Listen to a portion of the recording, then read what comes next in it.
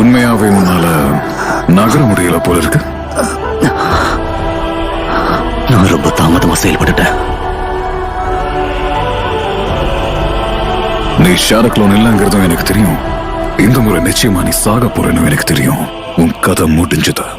இருந்தாலும் என்னோட பாதுகாப்புக்காக நான் கொஞ்சம் விலகி நினைக்கிறேன், சரியா?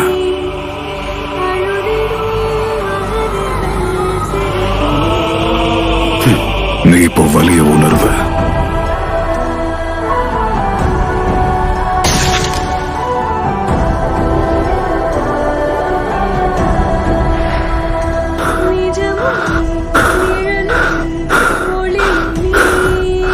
அவ்வளவுதான், என்னோட ஆட்டம் இதோட முடிஞ்சு போச்சு.